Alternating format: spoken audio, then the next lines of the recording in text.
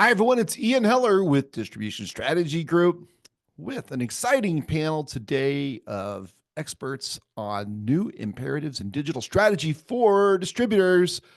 I'm so happy to have this conversation. I just got back from Houston. I traveled with the esteemed Jonathan Bine and the terrific Brian Hopkins, and we did a 2.5 hour workshop on AI for distributors at the Distribution Association or the Convenience Distributors Association.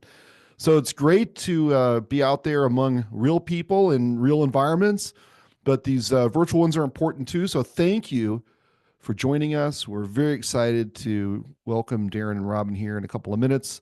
But first, we got to do a little bit of business, starting with our upcoming conference, Applied AI for Distributors 2025. It's June 24th through 26th in Chicago, Illinois. It's just 5 minutes from O'Hare. It's going to be a fantastic session or 2 days of total immersion in everything related to AI for distributors. Tickets are selling fast. You do not want to miss this event. If you can't make it, someone from your company should attend instead. We've got some fantastic speakers. Trent Gillespie, who is the CEO of Stellus AI and former senior AI leader at Amazon. Don Sarno, who's SVP of Digital Enterprise North America at Sonopar, the world's largest electrical distributor. And Noel Russell, who's the founder and chief AI officer at the AI Leadership Institute, who's been with Microsoft, Amazon, IBM, a bunch of other companies. And these are fantastic speakers. We've got a great lineup developing as well. We'll have about 30 technology companies there who will be showing exactly how they use applied AI to help you run a better distribution company. So don't miss it. Go to appliedAIfordistributors.com or distributionstrategy.com to register. Do it soon because we're probably going to sell out that event. Today's show is brought to you by HawkSearch. Need your site search to deliver exactly what customers want? HawkSearch's AI-powered smart search ensures every search leads to the right products fast. Their AI-driven search understands intent, whether a customer searches by keywords, concepts, or images. Smart Search uses machine learning, natural language processing, and visual recognition to instantly deliver the right products, even for complex or vague searches. HawkSearch's unified search combines keyword and concept search, ensuring customers find exactly what they need, whether they search by exact terms, broader ideas, or related attributes. Leading suppliers and distributors trust HawkSearch to power conversions with AI-driven precision. Find what you need, sell more. It's that simple. Visit hawksearch.com. That's hawk like the bird, search.com. Book a demo today. Our other sponsor today is Infor. So Infor, everybody knows Infor, but let me tell you a little bit about, let's see, where to go. Here it is. Okay, Infor is a global leader in business cloud software specialized by industry. They develop complete solutions for their focus industries, including distribution, industrial manufacturing, food and beverage, retail, and more. Infor's mission-critical enterprise applications and services are designed to deliver sustainable operational advantages with security and faster time to value. Their modern ERP and WMS solutions have distribution industry functionality built in, and they make it easier for you to offer new value-added services, elevate the customer experience, and achieve operational excellence. They are obsessed with delivering successful business outcomes for customers and are continually innovating to quickly solve emerging business and industry challenges. Over 65,000 organizations in more than 175 countries, from Fortune 500 enterprises to SMBs, small and medium businesses, rely on Infor's 17,000 employees and their deep industry expertise to help overcome market disruptions and achieve their business goals. Visit infor.com/distribution to learn more. That's infor.com/distribution.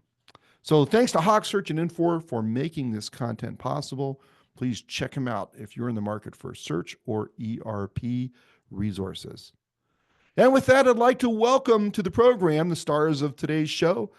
Robin McGuire is the Chief Information Officer, IT Marketing and E-Commerce, and ERO for Reinders, Inc. Darren Taylor is the Technology and Transformation Lead for John Don Robin, Darren, thank you so much for joining us for this conversation. Yeah, Thanks for having us. thanks for having us, Ian. Appreciate it. You bet. Well, I'm delighted to talk to you. I've been looking forward to this. We'll get into some questions in a minute, but first, why don't you give the audience a bit of background? Robin, we'll start with you. Just kind of take your time, walk through your experience and what you do today. Yeah, sure. Absolutely. So I guess my career, I could say, started in the early 90s in the Marine Corps. So I was a network administrator, learned about networking. I did COBOL programming. I'm sure that's a couple words people don't normally put together nowadays, but Um, and from there, I kind of leapt back into the civilian world, if you will, and I was an EDI analyst for a large power company. And I decided to start to dabble in moonlight, if you will, nights and teaching as an adjunct professor at a local technical college. I did a internet certificate where I taught JavaScript, web design, all of this. And man, I was hooked on that. I thought that was so awesome. And in 1999, I started with Reinders as a systems administrator. So they literally just had a old RS-6000 Linux box, and that's pretty much all they had. I continued to grow the systems. We actually were on Next Trend, the distribution package.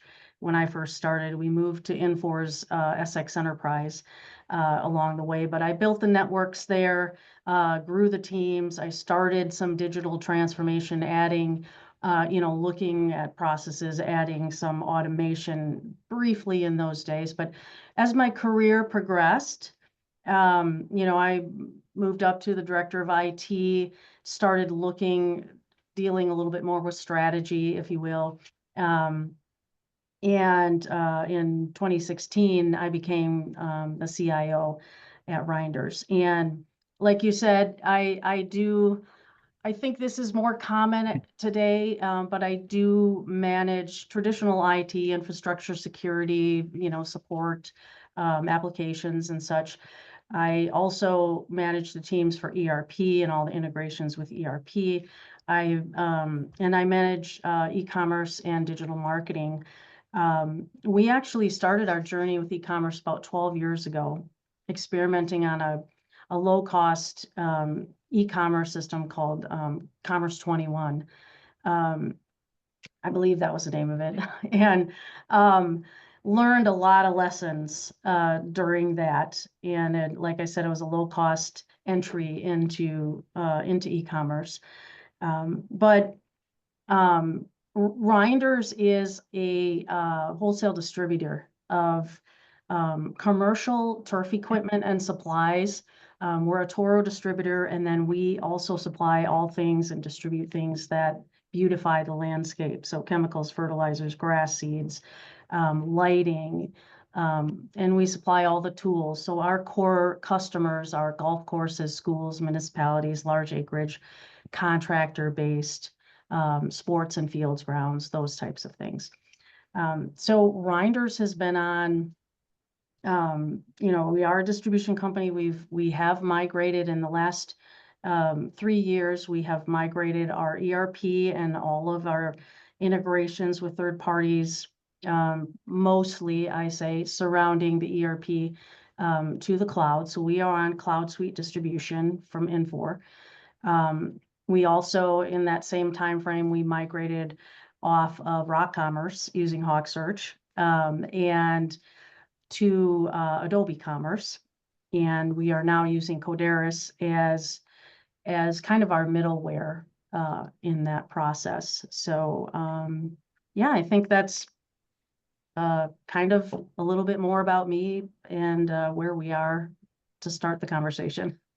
Fantastic. That's great. Really good background. Darren, why don't you walk us through the same thing? You and I we didn't overlap at Grainger, but we both spent some time there. Why don't you give us your background and your current responsibilities and tell us about John Dunn? Yeah, sure. So I've been doing digital transformation for about 20 years and started at Grainger, and then started in kind of big global 1,000 companies, and then since then I've worked in private equity based, like mid-market, buy a bunch of companies, scenarios. And so, but at Grainger, I started in the branch, and I went through their leadership development program. And so that had me start as a branch manager and product management, and then led the supply chain systems and black belts and BI. And then I went back into e-commerce where I came from, but now I knew what I was plugging it into, which is really, really important. And then I just started working for, like Sonopar and which is electrical and HVAC distribution, global company, but they, buy a whole bunch of $100 million, $500 million, like dozens of them. Right. And so what you learn there is really learning a bunch of different businesses really quickly and really figuring out what's important to like customer segment by buying occasion, right? And which is really important, right? Are they getting like a quote or are they just, is it more transactional? Are they planning a project, like building like a condo building, right? Where they don't want everything right now, right? They're going to get a quote first, and then they get the actual project, then they're going to buy it, but then they want it sent to them like every week or whatever on a schedule. And so from an e-commerce standpoint, that's really important of what do your customers want to get done today and how do you help them with digital tools? Some of that is the e-commerce shopping cart, but a lot of it is helping them manage their entire process and their people all the way to payment. And so, but you also have to transform the companies that you are working on. Otherwise, when you put that stuff online, it's, things break. Right? So then I moved from there to Morsco, very similar, from a customer standpoint, it's plumbing and HVAC, but similar type of roles and value. But in a private equity world, you learn to really hone in on the economics of things, right? And how to, and also work on a bunch of different brands at the same time, because you're buying all these companies. And I like to joke, like you're actually buying more companies than you're sending out email campaigns when you first start. And you're also building the front end connected to a whole bunch of back ends and different brands. And so there, similar to Robin, you're leading the technology group, the e-commerce, marketing, sales effectiveness, and master data. Right? So then sold the company and then worked at a company called Fleet Pride, right? Heavy duty trucks and all the parts that go in them, right?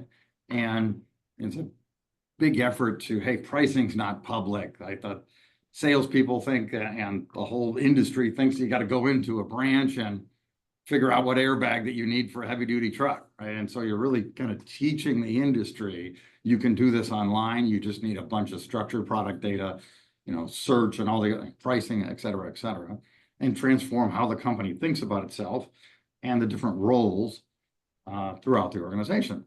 Right? And now I'm doing an expanded role at a company called Jon-Don, which serves specialty contractors, right? So, and what makes it different is that it's a distributor, but it also does a bunch of value-added services like rentals, actually dispatches contractors and repairs, sells used equipment, helps manage, like for larger customers, manage their fleets. So like, because they sell like big cleaning machines, like you see at an airport, right? Well, they own, Walmart owns tons of those, right? So how do you manage the life cycle of that for a customer? And so I lead, what most people think is, e-commerce and digital transformation and marketing, as well as the technology and post-acquisition integration, et cetera, et cetera. And one of the places we started, as Robin mentioned, is, hey, if you can't find the products you need super fast, not much else matters, right? And so we, just implemented Hawk Search and are now working more and more simultaneously to tune that and increase our product catalog. So it's a lot of fun. Wow. I tell you, so as I was listening to the two of you, I was thinking about how customer requirements are constantly changing, customer expectations are growing. So, and in your case, Darren, you switch companies a lot, but Robin, even for you, your market's changing all the time as people interact, not just with your company, but with other suppliers, retailers, in their own personal lives. They interact with technology. So, how do you remain customer centric? How do you gather data to make sure that what you're building is in line and maybe even staying ahead of customer needs? I will encourage the audience, by the way, to ask questions. Please feel free to jump in anytime if you've got questions for our guests. But Robin, why don't we start with you? You know, how do you make sure? And I like that you have a part of marketing too, right? So you've got the digital marketing. So you're in that, you know, customer sensing or market sensing mode for part of your job as well. Um, how do you make sure that what you're building is meeting or staying ahead of customer expectations? Well, I think we talked about a little bit earlier that the it's not a direct reflection of sales, but there is the idea of customer satisfaction. And one of the things we are, while I was listening to Darren, there were some similarities. There were vast differences too, because I look at him more of this overall strategic, the long-term strategic. And we have 250 employees. We have 16 locations, distribution centers. We're more of a, we are a distributor. And I think there's a lot more tactical day-to-day stuff that goes on. And so I would say, we do some of the, we work hard to do some of the basic things, which is, feedback loops with our customers, engagement on the website. So looking at some of the website statistics, because we have an enormous amount of traffic on our website. We know customers are going there, they're using the website. It doesn't, now for along our journey, I will throw out a stat for all the products that we do have online. We are close to 30% of e-commerce sales. Wow. And because we don't have all of our products online, right? So we're a Toro equipment and all the parts, there's like 150,000 parts that we have a program through Toro that we use. But so we do have an enormous amount of our sales transacting online. But I think the bigger picture is that, our customers, understanding what our customers are using our tools for, is huge. And then how can we meet them there? How can we make that better, faster for them in that? And maybe you can remind me of getting back to the question. Yeah. How do you know? How do you know? How do you know? How do I know? Yeah. Yeah. So so obviously satisfaction and surveys and feedback loops. Yeah. Some of the metrics that we're using for online, right? We can track, the common metrics that we track, the traffic, the order values, lines, increasing those particular metrics, to see the activity that is happening.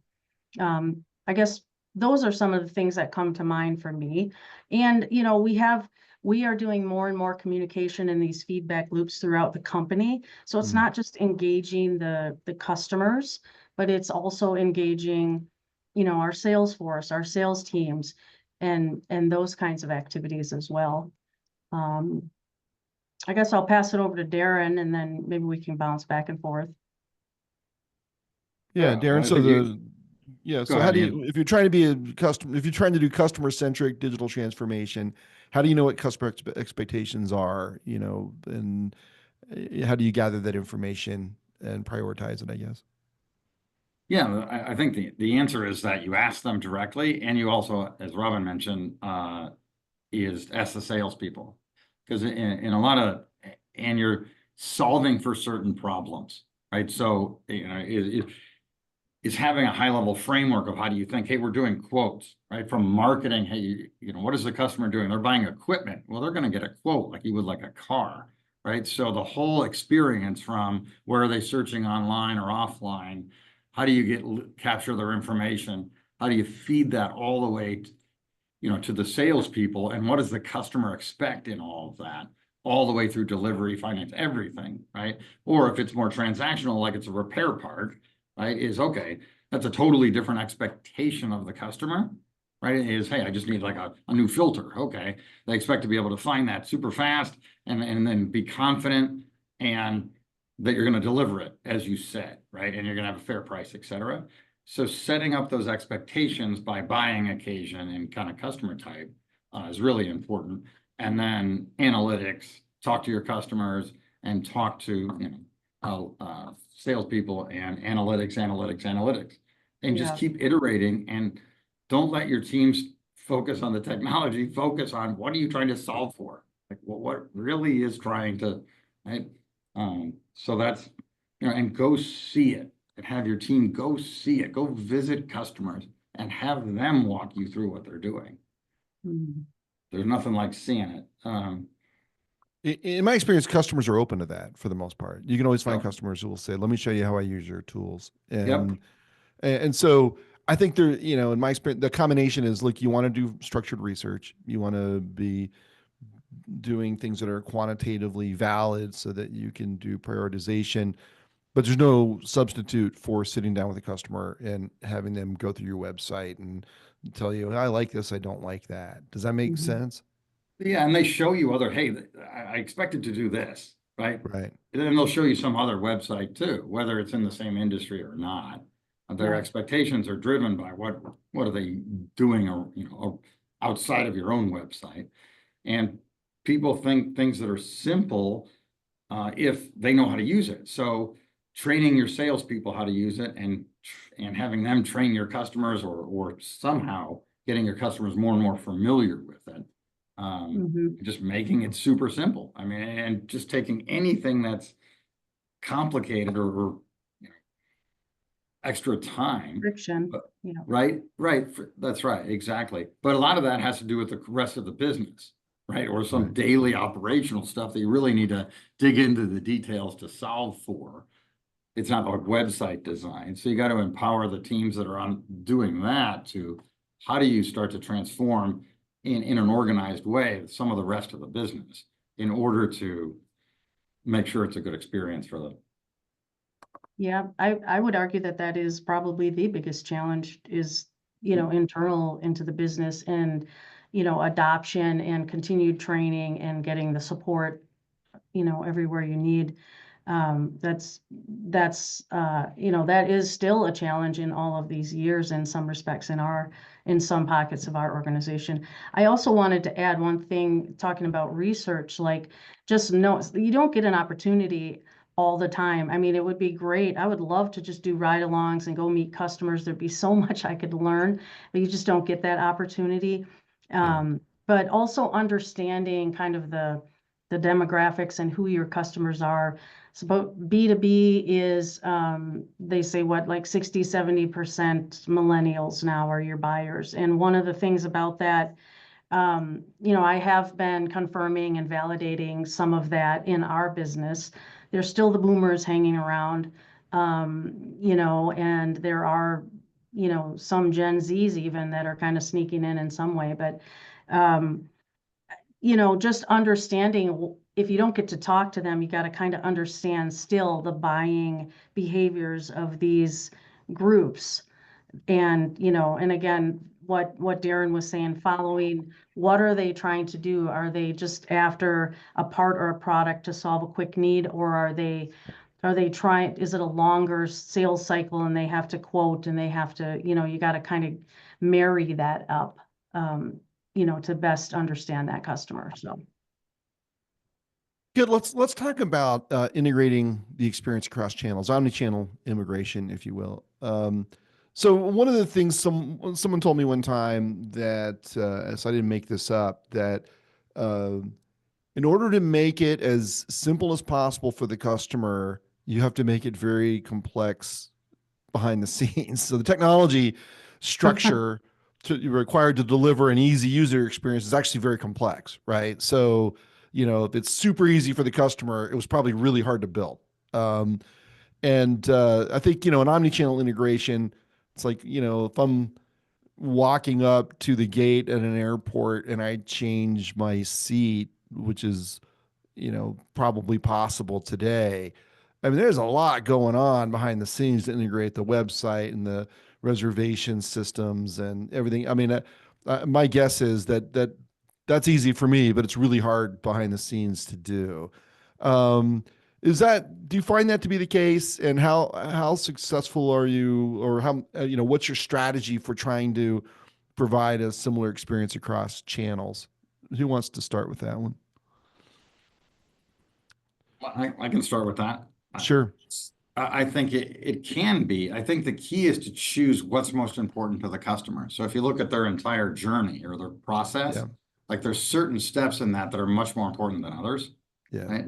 And so you really got to, both to the customer and the company economically. And so you got to choose what's important, so where you're going to invest money and time, first of all. And then second of all is, yeah, it can be complicated, but I think just the whole mindset of, hey, it's going to be designed from the outside in, right? You have to like do that intentionally, which all these systems, right? Some of them still are on COBOL. They're not designed to do that. And so, but you can start to migrate that and simplify your data structures and some other things and start to, move to a more simpler architecture. And these days, you can do that kind of pretty quickly, right? There's so that, it does get complex, but you can actually strip out some of the complexity a lot faster than you used to be able to. Okay. So technology is making it easier to build that.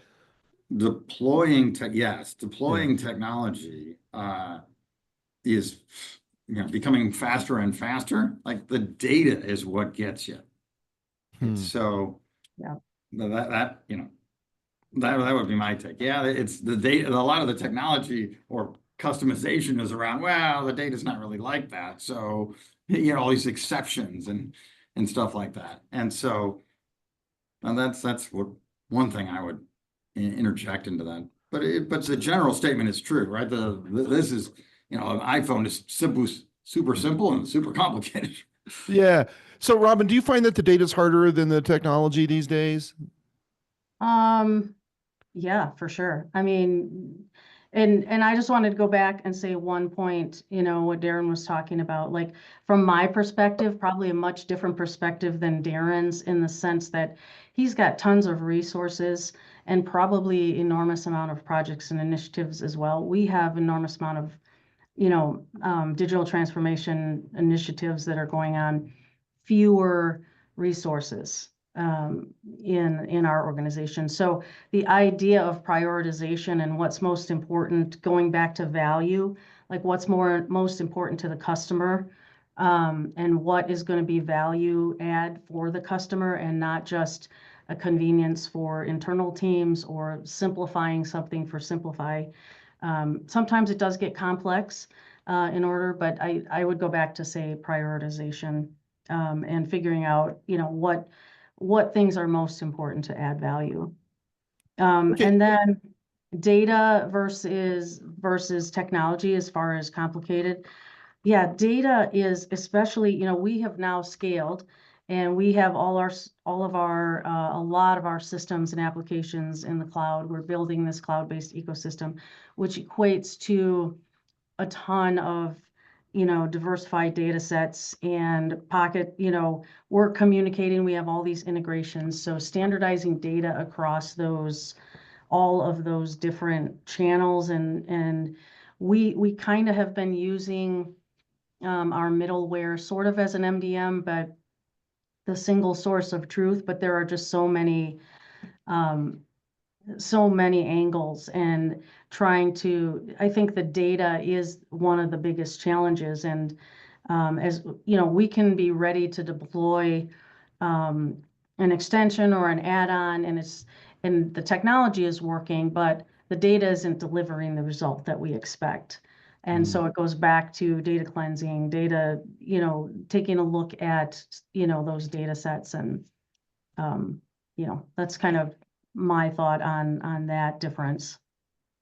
So quick I question. think, Yeah, go ahead, can I Darren. add on to Yeah, of really course. interesting conversation is, so another way to solve this or is when the business asks for things like, hey, they want to send, they buy equipment, you want to send them, hey, you probably need this, repair or like an oil change like to a car or filters and stuff like that, right? You're using predictive analytics to figure out what they might need and they want to send emails.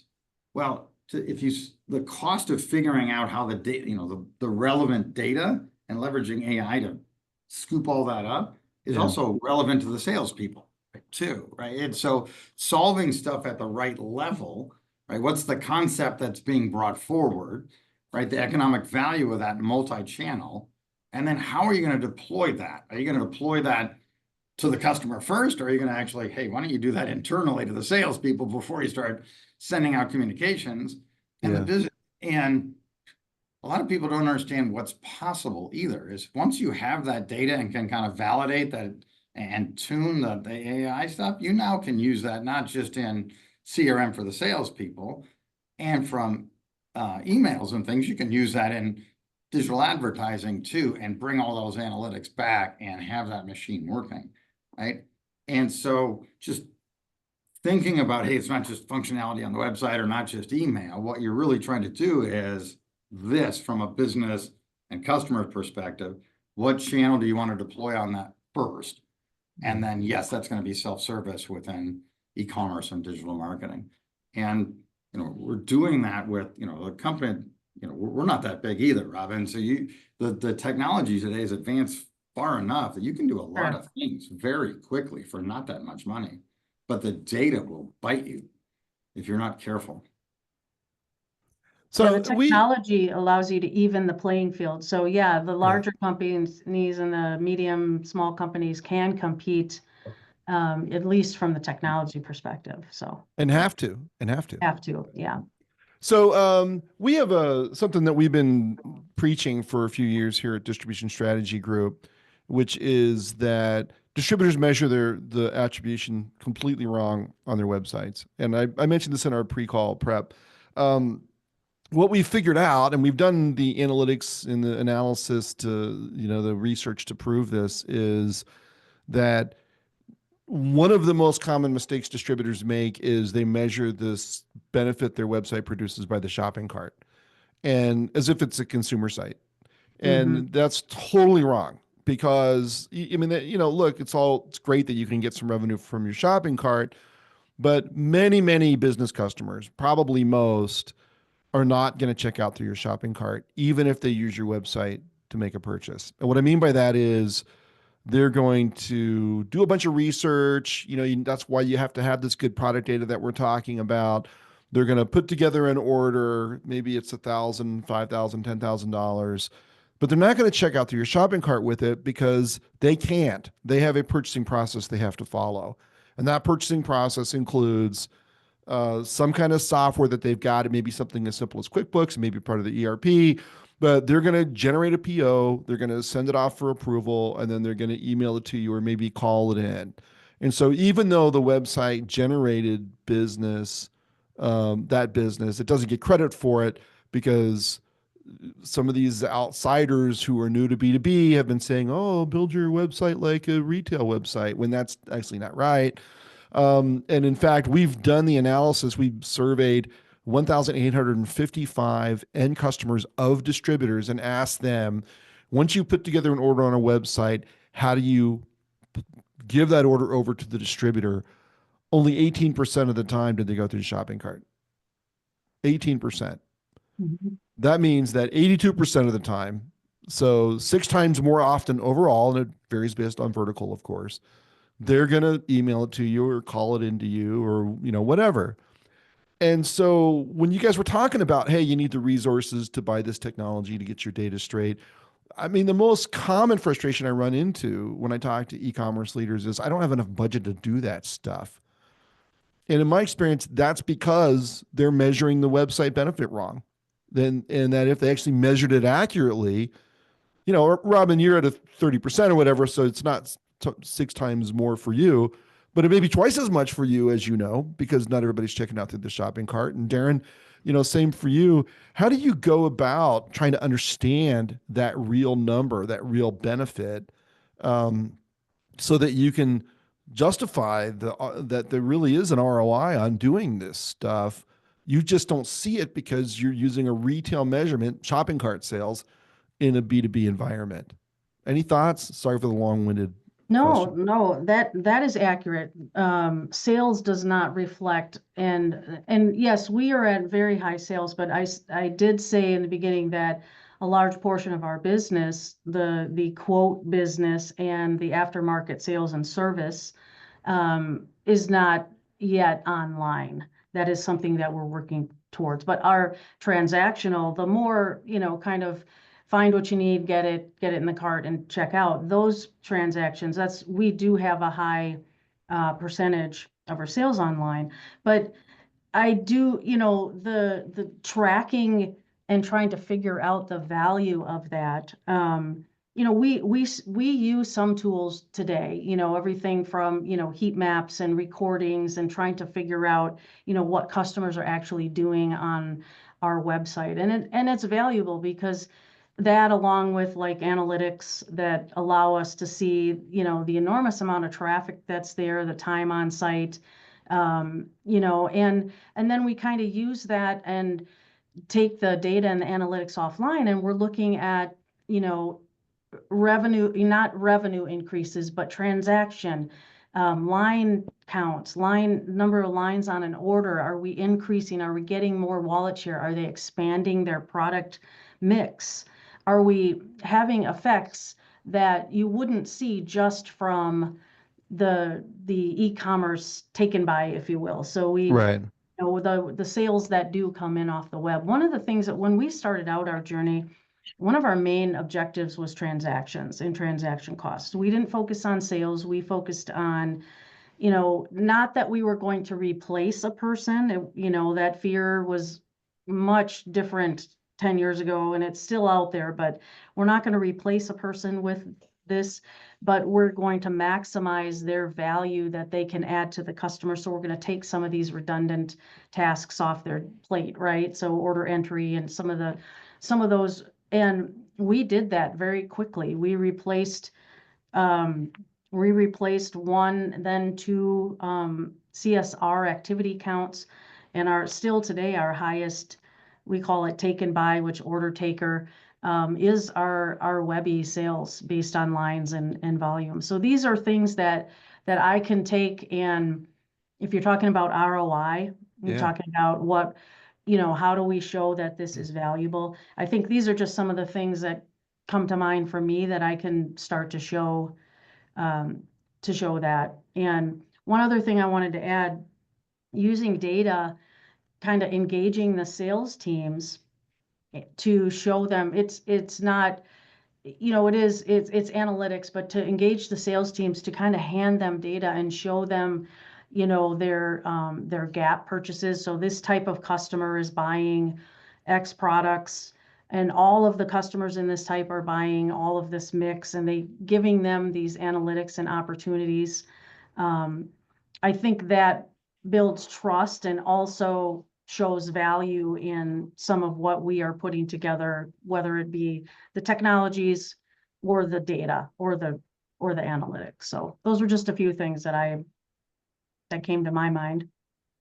So, Darren, what do you think? I mean, you heard what I said. Do you agree? Is this an issue? And how do you justify? Absolutely. You and I have talked about this question before, Right. actually. So you always get what you measure, but Yeah. and so you got to be careful what you measure.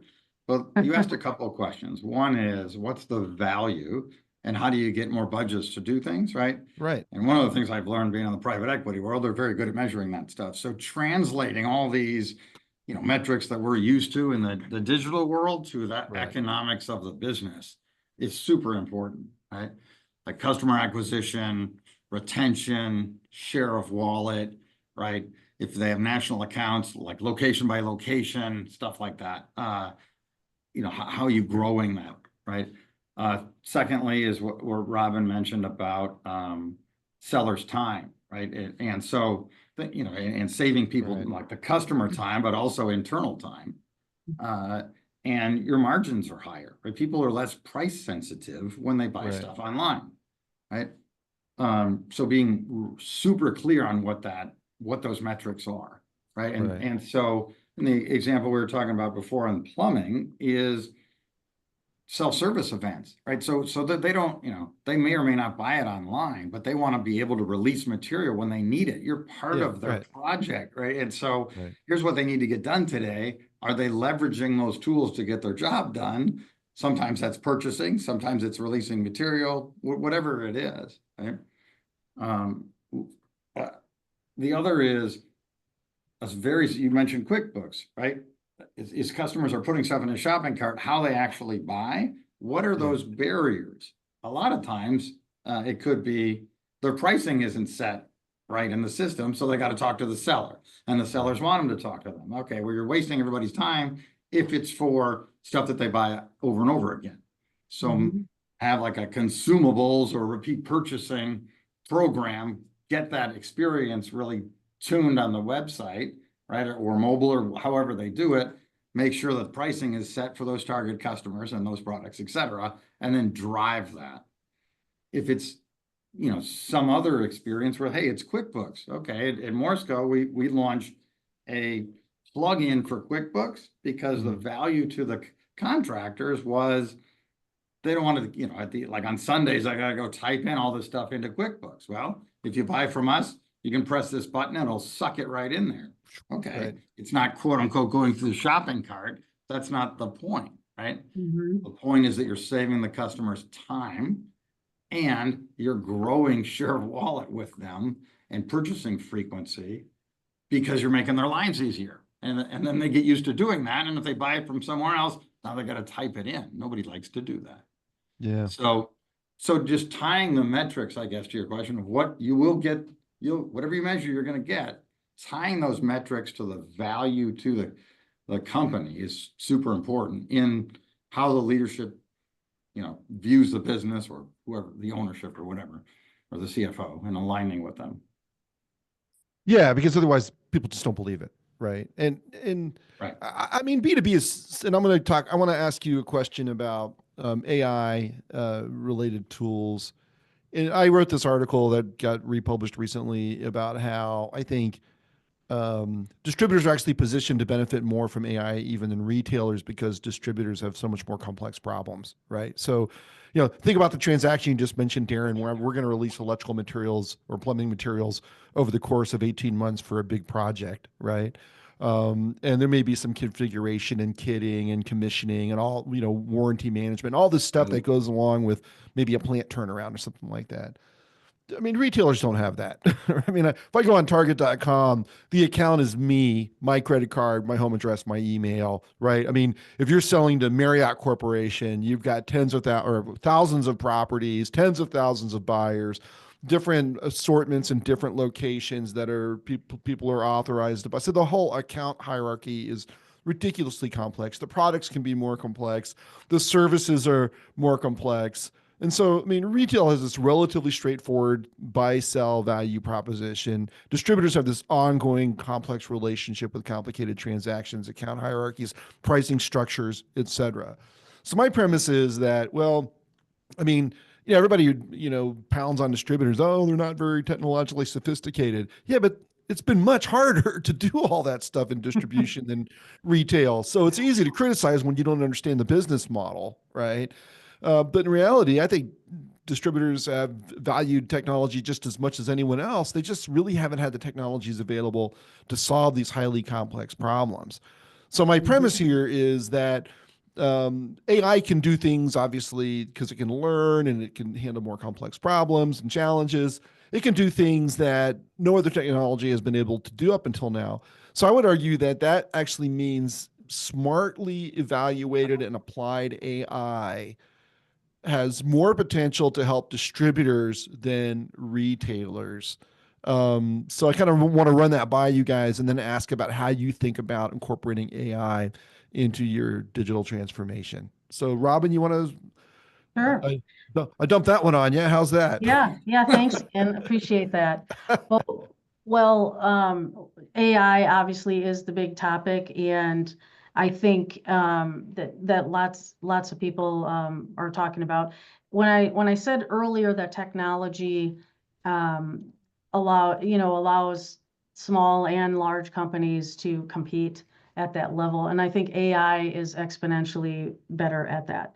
So figuring out, at least in our business and in our market, we have big, huge competitors that are doubling down. They have, the whole Home Depot SRS, that's a potential B2B future competitor for us, even Amazon B2B competitor at Site One, which is significantly larger, than Reinders, who's a local, Midwest distributor. And so these things excite me that I have potential to compete on some levels. So we now have built our technology to scale to be able to take advantage of some of these.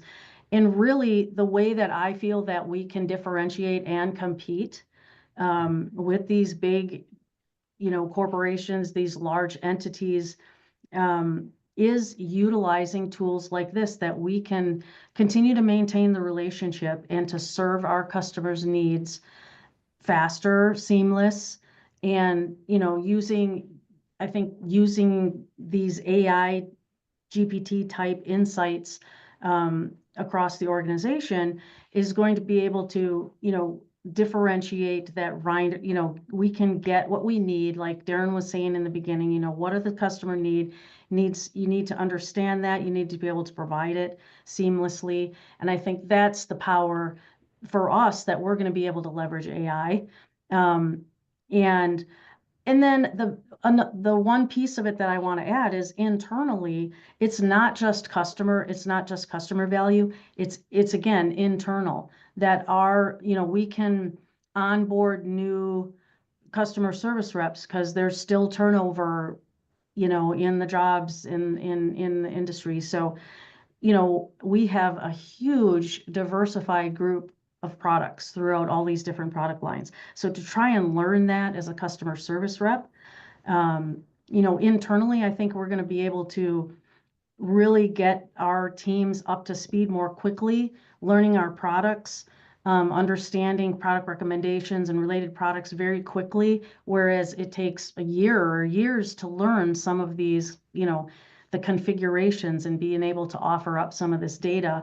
So it's on both sides of the street. It's from service to the customer, and it's internally, empowering teams, to learn more quickly, to be more efficient at their jobs and to have more time for value add to serve the customer. So that's where I'll start anyway. That's great. And Darren, how do you think about embracing AI to tackle these more complex challenges? I think that was well said, Robin. I think AI has been around for a while, and so Yeah. it's not that new. Some of it is though, right? And so there's different types of AI, as I think a lot of us know, but so being specific about what you're trying to accomplish, okay, hence is really important, right? And so we use Gen AI to create ads within Google, right? Dynamically, instead of having a graphics try to figure it out and get feedback. It'll figure it out itself, but somebody still needs to manage it, right? Right, all the way to like the search engine, finding a product super fast and recommendations and things like that, right? In B2B, we can tune that stuff really quickly with the sellers before we release new stuff to the public or to the customers, right? And so leveraging that you are multi-channel and a lot of those complexities that you were talking about, Ian, right? They make it more complex, but we can also leverage that to tune stuff faster and deploy stuff quicker. And using AI for more predictive things, multi-channel. I had like the examples we were using previously about, hey, they bought equipment, they're going to need these services or these other parts and things like that. And so being really specific about what you're trying to do and applying the different types of AI to it. Right, and empower the teams and educate them within a basic framework, and then leverage the multi-channel in the rest of the business to help tune those things and monitor them. Pricing. There's lots of opportunities. Right? Pricing is another one. Inventory. It's not just all in the front side of the business. Yeah, I was going to say. Yeah, I was just going to add to that. I relate to the I think I lost my thought. It'll come back to me. Go ahead, Ian. No, that's What fine. happened? Yeah, no, that's okay. So, um, while you guys were talking, I was thinking about, okay, you have to organize to apply and to manage these solutions, right? So you each have an organization that you manage. What do you look for in a world where AI is changing so fast? So you've got this, sort of traditional infrastructure in some ways. Then you have to consider new types of technology that are emerging constantly. Um, how do you organize so that you're able to maintain your technology stack, keep it secure, which is an ongoing challenge that's constantly and dynamically changing. And at the same time, how do you keep up with what's happening in the marketplace? So, I guess, how do you organize to do all this stuff, and how do you adapt as new technologies become available in the market? I'll throw something out there. So, I think the term agile comes to mind. Yeah. You have to be able to pivot quickly and, be working on small steps and be able to pivot. Communication, one of the things I think that is key is getting stakeholders and getting all the right teams together, continual communication, collaboration on this, not working in silos. You just cannot work in silos anymore.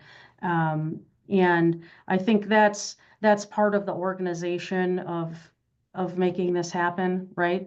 Um, and I guess I can pass that over to Darren and see what his thoughts are on that. Sure. I think, I'm going to say that sound like a broken record, but keep focusing on the value, right? And Yeah. how you're deploying AI or other things, and what are you actually trying to achieve? But some of the things you need to pay attention or have your teams pay attention to is like contracts, right? So this stuff you can plug in, right? I mean, a lot of these things, right? Like working on chat bots and things like that with AI. A is make sure you don't sign longer term contracts, right? Be careful of that, Yeah. right? Because now you're stuck with you're gonna add to your cost structure, right? Because you can deploy this stuff pretty quickly now and just plug stuff in and do it securely, right? So be careful of that. And also, as the business or stakeholders have ideas, they want to do this and that, is guide them where to start. Like I have people come to me, hey, we want to do a chat bot on on the website for customer service. And they want to start with the most complex problem. What do I having these vague problems? I'm like, okay, why don't you start with something super simple and what are the questions you're already getting? Okay, here and get them to think about and just here's their priorities, right? Here's the questions that come in or the types of them, and then which ones of those are the easiest to answer. Yeah. Start there. Don't start with some super complex, vague problem, right? Yeah. Hey, do you have this in stock? Okay, that's super. That's a just simple question. Start there and build and get the teams to learn, right?